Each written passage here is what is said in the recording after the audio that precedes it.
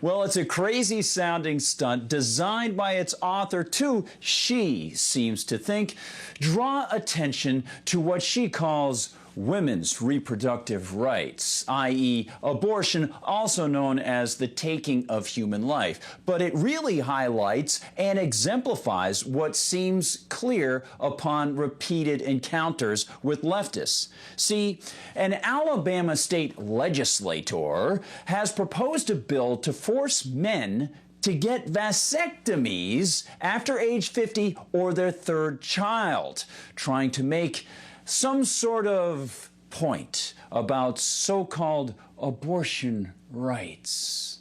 And of course, exposing her utter ignorance about rights themselves and the moral decrepitude of collectivism.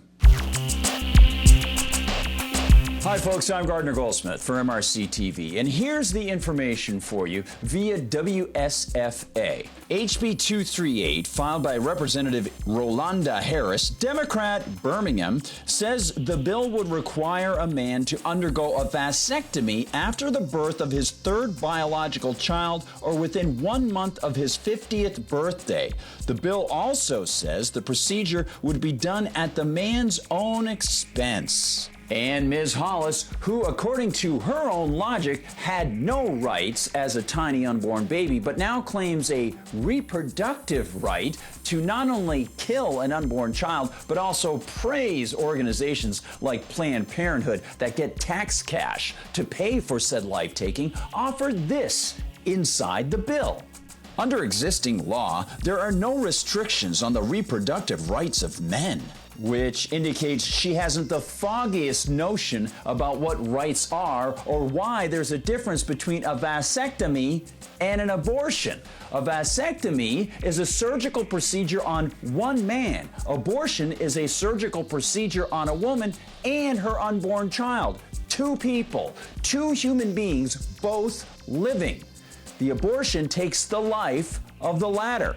The act of taking another life that's not directly threatening one's own is aggressive. When done with premeditation, it's called murder. One doesn't have a right to murder, Ms. Hollis, and abortion is premeditated life-taking.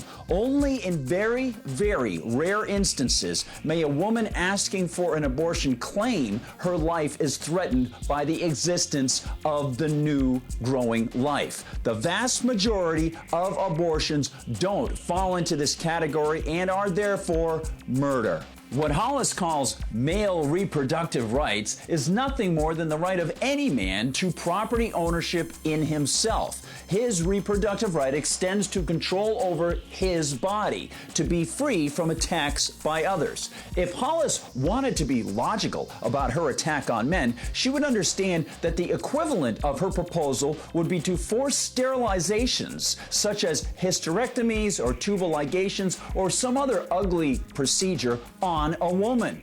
She'd also grasp that this actually is an attack, and any person has a right to defend himself or herself by any means to eliminate such a threat. So Hollis might want to stop making false equivalencies between the integrity of one's own body and hiring someone to take the life of another human being growing inside her.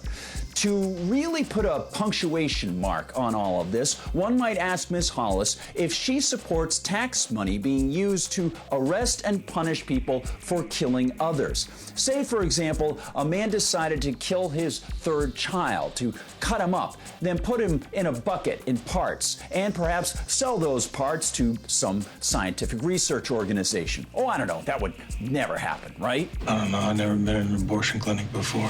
Would Ms. Hollis want the state to punish the father, or would she claim he was exercising his reproductive right? See, Ms. Hollis, the right to choose to reproduce or not extends only to the point of actual reproduction. Once the egg is fertilized, reproduction has begun. A human life is now on that unbreakable continuum from conception to death.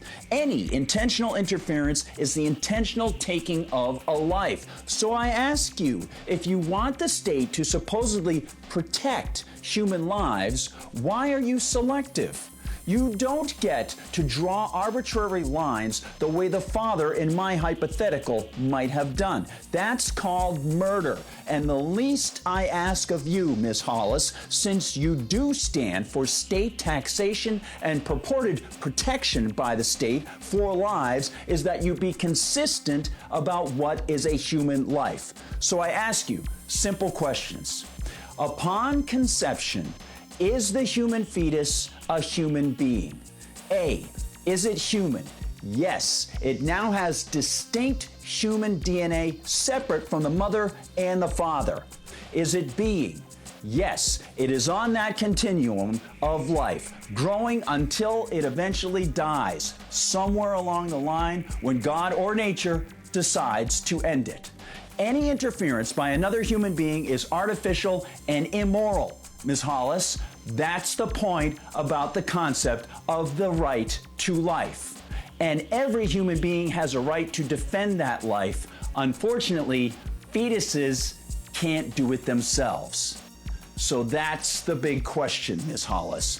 Why do you draw an equivalency between a man getting a surgical procedure forced on him and a woman choosing to end another human being's life? Simple questions, Ms. Hollis. You favor police protection for human lives, but evidently, some humans are better than others in your eyes. Hey, thanks so much for watching, everybody. Don't forget, like and subscribe if you're watching on YouTube. Big stories like this sometimes hit those algorithms among social media giants and they get hidden. So if you could share these things with friends, that would be fantastic. And I really appreciate being able to be in touch with everybody over in the comments section on YouTube. And of course, I love it when people head over to MRCTV.org because there are always great stories happening over there. For MRC TV, I'm Gardner Goldsmith.